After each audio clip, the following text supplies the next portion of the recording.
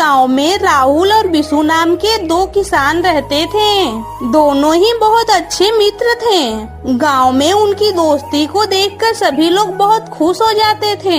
राहुल बहुत आस्तिक था और बिशु बहुत ही परिश्रमी था। उन दोनों ने मिलकर 1 बीघा जमीन खरीद ली। उनका उद्देश्य था खेती करके अमीर होना। बिशु ने कहा, देखो देखो भाई राहुल, अगर हम सही से परिश्रम कर सके तो हमारी फसल बहुत ही अच्छी उगेगी। हाँ, अगर ऊपर वाले की इच्छा हुई तो जरूर कर पाएंगे। दोनों ने अपने अपने विचार बताए। बिशु बहुत परिश्रम करने लगा, मिट्टी खोदता, घास साफ करता, बीज डालता और राहुल सिर्फ अपने लिए आशीर्वाद मांगता रहा। इंसान जो भी करता है वो सब ऊपर वाला कराता है। उसी के आशीर्वाद से तो सारे काम सफल होते हैं। धीरे धीरे दिन बीतने लगे, महीने बीतने लगे। चारों तरफ खेतों में हरियाली छा गई। देखो राहुल भाई, कितनी अच्छी फसल उगी है हमारी। हाँ, ये सब ऊपर वाले का आशीर्वाद है। मैं तो रोज ऊपर वाले को याद करता हूँ। लेकिन बिशु ने कुछ भी नहीं कहा। वो सिर्फ मन लगाकर अपना काम करने लगा और कुछ दिन बाद फसल उग गई। जमीन सुनहरी फसल से भर गई। राहुल और बिशु बहुत खुश हुए। राहुल ने आसमान की तरफ हाथ जोड़कर प्रणाम करके कहा, हे ऊपर वाले, आपके आशीर्वाद से ही ये सब संभव हुआ है। ये सब आपके आशीर्वाद का फल है। क्यों मित्र, मैंने सही कहा था ना?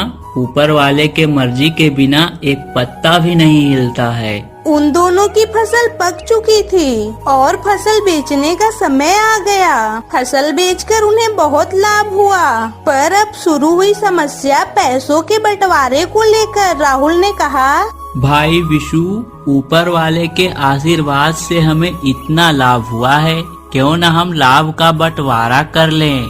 क्या कहते हो? देखो भाई, इस जमीन पर बीज बोने से लेकर फसल काटने तक परिश्रम मैंने किया है, तो परिश्रम का भी तो कुछ मूल्य होता है ना। तो लाभ में से ज्यादा हिस्सा मुझे मिलना चाहिए। चाहे तुम कुछ भी कहो भाई, मुझे लाभ में से ज्यादा हिस्सा मिलना ही चाहिए। हाँ, पर मैं जो ऊपर वाले से आशीर्वाद मांगा था, उनके आशीर्वाद के बिना क्या यह फसल होती?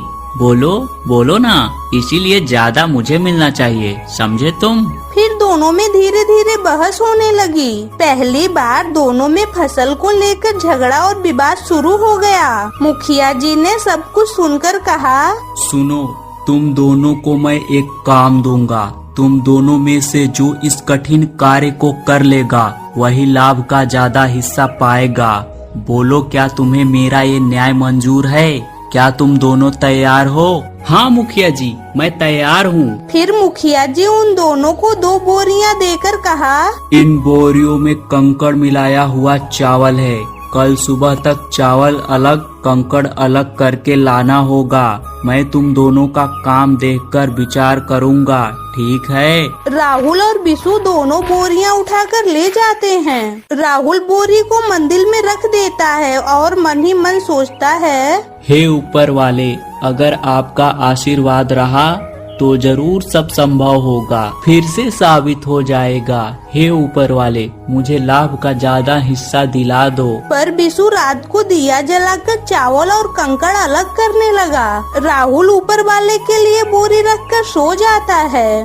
जैसे ही सुबह हुई, बिशु ने बोरी के चावल और कंकड़ जितना चुन पाया अलग अलग करके मुखिया जी के पास ले आया। हुजूर, पूरा तो संभव नहीं हो पाया है, कुछ बाकी है। अब राहुल ने क्या किया, ये भी तो देखूं जरा, उसके बाद ही विचार करूंगा। उधर राहुल ऊपर वाले पर भरोसा करके नींद से उठकर बोरी लेकर मुखिया जी के पास उपस्थित हो गया। मुखिया जी ने पूछा, तुम क्या पूरी बोरी के चावल चुन कर लाए हो? नहीं मुखिया जी, मैंने सारा काम ऊपर वाले के हाथों में छोड़ दिया था। देख लीजिएगा मुखिया जी, उनका आशीर्वाद मुझे जरूर प्राप्त होगा, आप देख लीजिएगा। अच्छा, तो तुमने अपने हाथों का इस्तेमाल नहीं किया, ऊपर वाले के हाथों पर ही निर्भर रहे। अच्छा, तो मैं देखूं जरा तुम्हारे ऊपर वाले ने सही काम किया है या नहीं किया। खोलो बोरी को, खोलो। राहुल ने बोरी खोली तो देखा उसमें जैसे कंकड़ भरे हुए थे, ठीक वैसे ही अभी भी हैं। ऊपर वाले ने सबको 2 हाथ दिए हैं काम करने के लिए, यही उनका श्रेष्ठ दान है। वो उन्हें आशीर्वाद देते हैं जो परिश्रम करते हैं, समझे राहुल? इसलिए विशु के परिश्रम से ही तुम्हारी फसल हुई है, तुमने कोई परिश्रम नहीं किया, इसलिए लाभ का ज्यादा हिस्सा विशु को ही मिलेगा।